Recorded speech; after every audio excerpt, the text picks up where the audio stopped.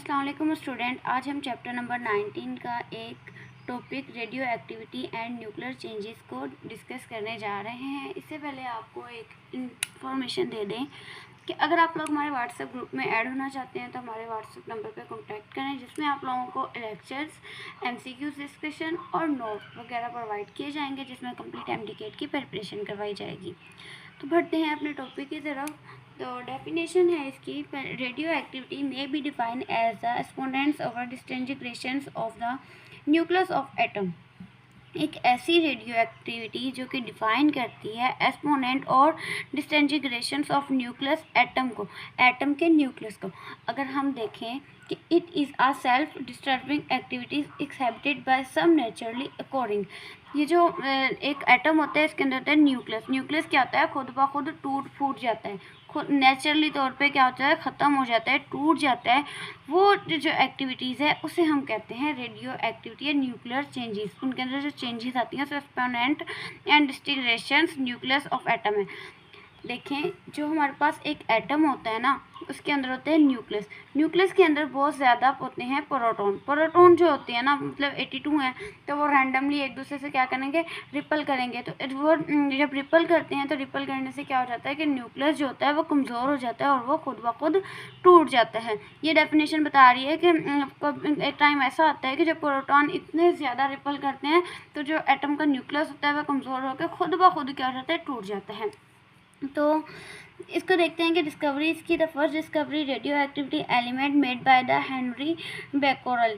यह MCQs के हिसाब से आपने इसका नाम याद रखना है। साइंटिस्ट ने एटम की डिस्कवरी की थी सबसे पहले। तो फाउंड द अल्मेरियम। अब देखें कि यहाँ पर उन्होंने बताया हुआ है कि which found the uranium atom Z=92 तो emit the radiation which is a penetration to such as exists the uranium salt cause the breakings of the photographic plates. This is the effect of the parent instant of the uranium because grading, dissolving and heating in the salt it did not change to radioactive effect. The radiation cold भी penetrate not only paper but also glass and even the sheet of aluminium. ये जो radio activities होती हैं ना, वो कौन कौन सी चीज़ों से गुजर जाती हैं? अगर आप देखेंगे रेडियो जो एक्टिविटीज़ होती हैं अकेली पेपर से नीचे नहीं जाती, बल्कि जो अमोनियम की, अगर एक अल्मोनियम की शीट जो होती है ना, उससे भी गुजर जाती है। ये इसमें बताया जा रहा है। अब देखिए इसमें MCQs कहाँ पर बन रहे हैं। एक तो यहाँ पर बन रहा है कि साइंटिस्ट का नाम जो है वो आ सकता है। सेकेंड जो हमारा MCQs बन रहा है वो यहाँ पर बन रहा है कि the radius called be parents of the only no paper. अकेली पेपर से नहीं गुजरती, बल्कि क्या होता है? अल्मोनियम की जो शीट होती है उससे भी गुजर सकती है। तो शायद आपको ये नज़र नहीं आया, ये वाली दो लाइनें। The radiation called the penetrate और not only paper but also glasses and even the sheet of aluminium. मतलब कि रेडियो एक्टिविटीज़ जो होती हैं अकेली पेपर से नीचे नहीं जाती, बल्कि अल्मोनियम की शीट से भी नीचे जा सकती हैं। तो अब देखें, ये जो है ना, ये वाली जो लाइनें लिखी हुई हैं, इसमें आपको ये बताया कि जैसे जैसे साइंटिस्ट आते गए तो वैसे वैसे वो अपनी अपनी साइंस के मुताबिक एक्सपेरिमेंट करते गए और बताते गए। लेकिन अगर आपको मैंने यहाँ पे कहा कि जैसे कि इसमें 82 प्रोटॉन होते हैं, तो ऐसा लाजमी नहीं कि 82 ही प्रोटॉन हो, इससे ज़्यादा भी हो सकते हैं। तो जो उससे ज़्यादा होते हैं ना, वो सारे जो होते हैं वो हमारे पास रेडियो एक्टिविटीज़ ही होती हैं। It has been demonstrated that all the element which Z greater than 83 they are the radioactive. अगर कोई प्रोटॉन ग्रेटर देन है ना 83 से, तो वो रेडियो एक्टिव है। ठीक है, जैसे यहाँ पे 88 बताया गया और यहाँ पे 84 बताया गया है। तो अब देखें, यहाँ पे आ जाता है रदरफोर्ड का एक्सपेरिमेंट। रदरफोर्ड का एक्सपेरिमेंट जो था ना, वो था कि रदरफोर्ड ने और and his coworker we are able to prove with his help experiment. Rutherford और उसके साथ काम करने वाले लोग जो थे ना, उन्हें कोवर्क्स कहा जाते हैं, वो लोगों ने प्रूफ किया क्या? एक्सपेरिमेंट के जरिए। Radio activation emit by the radio active. Radiation जो है ना वो इमिट होती है रेडियो एक्टिव में। उसमें सब्सिस्टेंस जो है 3 टाइप्स के होते हैं, डिफरेंट 3 टाइप्स। अब देखें, उसका ये वाला एक्सपेरिमेंट था।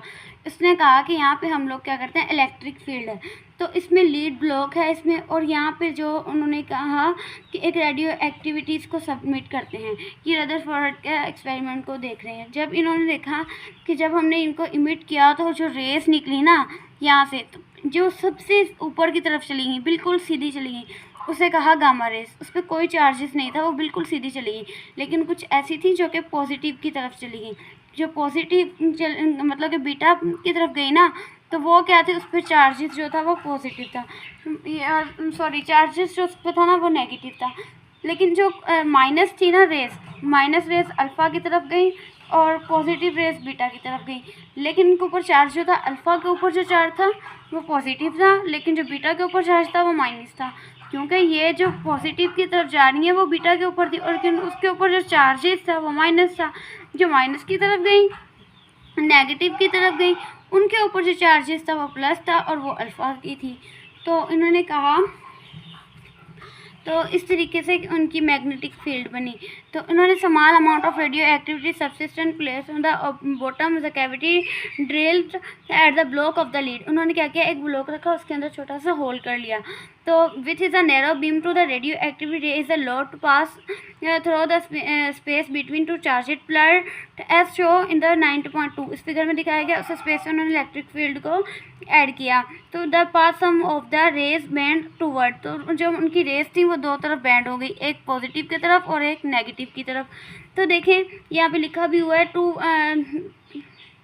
The pass some of the rays bend toward the positive plate and some rays of the second toward the negative plate। कुछ पॉजिटिव प्लेट की तरफ चलेगी और कुछ नेगेटिव प्लेट की तरफ चलेगी।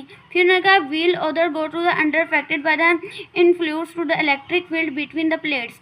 Similar effect was absorbed in the process of a transfer magnetic field and show is the figure 9.2।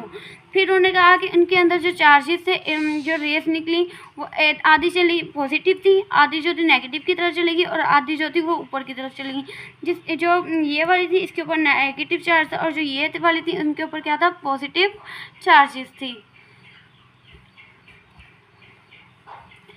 अच्छा, अब देखें, द रे bending toward the negative plate, जो रेस बैंड हुई थी टूवर्ड, दो तरफ थी plate, negative plate and consist of positive charge. जो नेगेटिव थी ना उसके ऊपर क्या था, पॉजिटिव चार्ज था। जैसे ये वाली जो है ना नेगेटिव की तरफ गई थी, तो उनके ऊपर चार्ज क्या था, पॉजिटिव था। सेकेंड जो है,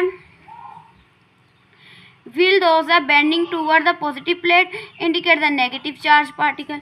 और ये जो थी ना हमारे पास पॉजिटिव था तो इसके ऊपर नेगेटिव चार्ज था, ये नेगेटिव थी तो उसके ऊपर पॉजिटिव चार्ज था।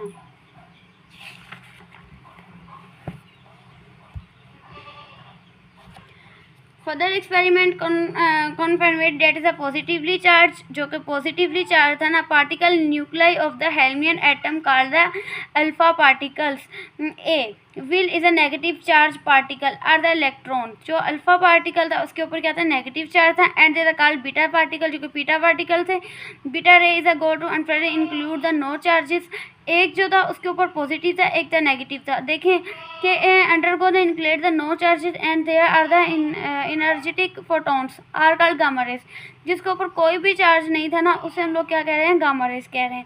जैसा कि हमने यहाँ पे कहा कि एक था जिसके ऊपर पॉजिटिव चार्ज था, जो पीछे भी मैंने लिखा कि अल्फ़ा के ऊपर जो था ना वो पॉजिटिव चार्ज था। पॉजिटिव चार्ज किसके ऊपर था, अल्फ़ा के ऊपर। नेगेटिव चार्ज किसके ऊपर था, बीटा के ऊपर।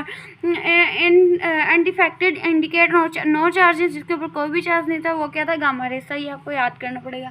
गामा रेस को क्या कहते हैं, एनर्जेटिक फोटॉन्स कहते हैं। तो ये एमसीक्यूज यहाँ पे आ सकते हैं। तो यहाँ पे देखिए, alpha particles jet is a helium atom, ये भी एक एमसीक्यूज बन सकता है। With both of the electron removed, it is an atom weight of the mass number A is equal to 4 and the charges number Z is equal to 4। अगर हम देखेंगे एक मिसाल के तौर पे कि एटम का जो है ना एटम का मास नंबर 4 होता है, क्योंकि दो चार्जेस जो उसके ऊपर प्रोटॉन के होते हैं। The beta particle has the identified the electron with more energy और कंप्राइड with the ordinary electron because the origin nuclear are the not atomic orbit the gamma rays electron magnetic way. अब देखिए उन्होंने कहा कि हमारे पास जो न्यूक्लियस होते हैं ना, न्यूक्लियस जो होता है वो एटम के गिर्द नहीं घूमता ऑर्बिट में, बल्कि एटम के दरमियान क्या होता है, न्यूक्लियस होता है। तो गामा रेज के ऊपर इलेक्ट्रोमैग्नेटिक वेव होती हैं, और नियरली द सम और सेम और सम। हाई फ्रीक्वेंसी जो होती है वो एक्सरे की होती है। तो the alpha ray are the inject with the space of 1/10 to the 100 of the velocity of light.